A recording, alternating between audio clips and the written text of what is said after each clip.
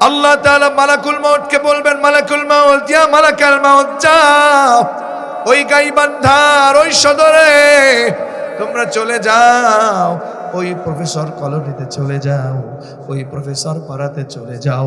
সেখানে গিয়ে অমুক সেই সুদখোর, অমুক সেই ঘুষখোর, অমুক সেই বেনামাজি, অমুক সেই দাড়ি কাটা লোক, অমুক সেই বেপর্দা নারীর জানটাকে কবজ করে নিয়ে আসো। মালাকুল মউত আমার রবের সেই নির্দেশটাকে শুনে তিনি চলে আসবেন, সাথে জাহান্নামের কিছু ফেরেশতা নিয়ে আসবেন। মালাকুল মউত জাহান্নামের কিছু ফেরেশতা নিয়ে আসবেন। জাহান্নামী ফেরেশতাদেরকে বলবেন, ও জাহান্নামী ফেরেশতারা যাও, জাহান্নাম থেকে এক টুকরো দুর্গন্ধযুক্ত কাফনের কাফন নিয়ে আসো। নাউজুবিল্লাহ কর।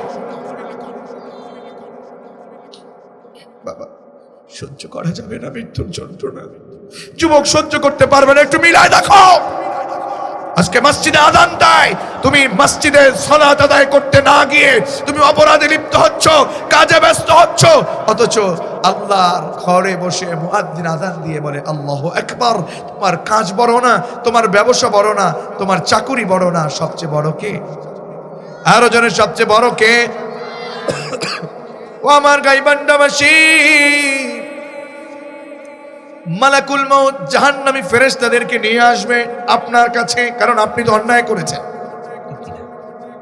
আপনি তো অপরাধ করেছেন। মালাকুল মউত সেই জাহান্নামী ফেরেশতাদেরকে নিয়ে আপনার মাথার কাছে এসে বসবে। আমি সকলকে বলবো, একটু মনকে নরম করেন, একটু নিজেকে বোঝেন। বহু তাফসীর শুনেছেন, আমরা বহু তাফসীর করেছি, বহু কথা আমরা বলি, কিন্তু আমার চোখে যেটা ধরা পড়ছে, বহু তাফসীর হয়, বহু জানাজানি হয়, বহু কথা হয়, বহু ইলমের অধিকারী হই, কিন্তু আজকে সবচেয়ে বড় একটা অভাব হচ্ছে আমলের সবচেয়ে বড় অভাব।